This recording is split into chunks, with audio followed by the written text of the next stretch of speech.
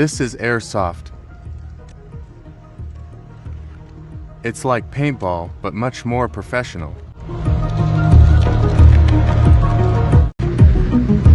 Here is Iran. Talented people, but limited resources.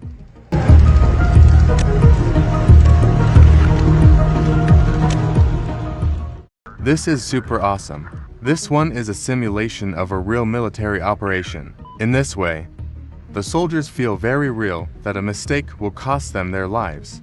If you enjoy watching these types of videos, subscribe to our channel. We upload a video every day. Comment your thoughts for us. Your opinion is valuable for us.